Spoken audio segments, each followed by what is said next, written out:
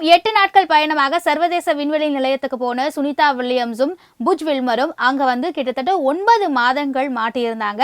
இப்ப டிராகன் விண்கலம் மூலமாக ஸ்பேஸ் எக்ஸ் நிறுவனம் அவங்கள திருப்பி பூமிக்கு கொண்டு வந்திருக்காங்க. இந்த நிலையில இவங்க மாட்டி இருந்த அந்த 9 மாத காலங்கள்ல அவங்க என்ன மாதிரியான ஆராய்ச்சிகளை மேற்கொண்டாங்க? அவங்க அங்க வெறும் மாட்டிக்கொண்டு மட்டும் இல்ல, அவங்க பல்வேறு ஆராய்ச்சிகளையும் மேற்கொண்டிருக்காங்க. அதுல கிட்டத்தட்ட 900 மணி நேரம் அவங்க ஆராய்ச்சிகளை மேற்கொண்டு 150க்கும் மேற்பட்ட பரிசோதனைகளை அவங்க செஞ்சிருக்காங்க. இதுல குறிப்பாக ஸ்பேஸ்ல விண்வெளி வீரர்கள் கார்பன் டை ஆக்சைடை ரிலீஸ் பண்றாங்க. அந்த கார்பன் டை ஆக்சைடு மூலமாக ஆக்சிஜனை எப்படி தயாரிக்கலாம், கார்பன் டை ஆக்சைடை ஆக்சிஜனா மாத்திர ஆர்த்ரோஸ்பைரான்ற நுண்பாசியை வெற்றிகரமா அவங்க வளர்த்திருக்காங்க.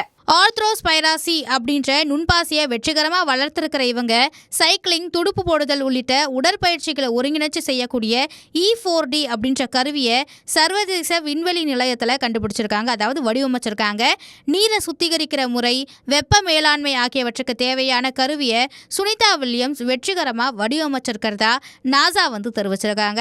அது மட்டும் இல்லாமல் 3D பிரிண்டிங் மூலமாக நரம்பு பாதிப்புகளை சரி செய்யறதுக்கான உடலில் பொருத்தக்கூடிய மருத்துவ கருவி ஒன்றை புஜ் வில்மர் கண்டுபிடிச்சிருக்காரு. மேலும் சர்வதேச விண்வெளி நிலையத்தில் இருக்கிற ஆஸ்ட்ரோபி அப்படின்ற ரோபோக்கள் மூலமா விண்வெளி கழிவுகளை அகற்றுவதற்கு தேவையான வழிமுறைகளை சுனிதா வில்லியம்ஸ் கண்டறிஞ்சிருக்கிறதா நாசா தெரிவிச்சிருக்காங்க. மரத்தால செயற்கைக்கோள்களை தயாரிக்க முடியுமா அப்படின்ற ஆய்வை செஞ்ச இவங்க மேக்னோலியா அப்படின்ற மரம் செயற்கைக்கோள்களை தயாரிக்க ஏதுவா இருக்கும் அப்படின்றத கண்டுபிடிச்சிருக்காங்க.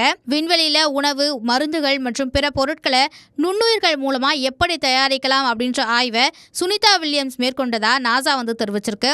மேலும் பல ஆராய்ச்சிகளை அவங்க மேற்கொண்டிருக்காங்க. அதிலும் குறிப்பா பாத்தீங்க அப்படின்னா விண்வெளி நிலையத்தில இருந்து நுண்ணுயிர்கள் வெளியேறுதா, கடுமையான சூழல்ல அந்த நுண்ணுயிர்கள் உயிர் வாழுதா அப்படின்றத ஆய்வு செஞ்சிருக்காங்க.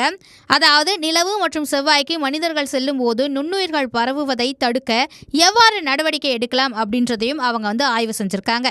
விண்வெளியுடைய கடுமையான சூழல்ல குறிப்பிட்ட பொருட்கள் எவ்வாறு பழுதடைகின்றன அப்படின்றத சுனிதா வில்லியம்ஸ் கண்டறிந்ததன் மூலமா அதிக நிலைத்தன்மை இருக்கிற பொருட்களை உருவாக்குறதுக்கான வழிவகை செய்யப்பட்டிருக்கிறதா நாசா தெரிவிச்சிருக்கு.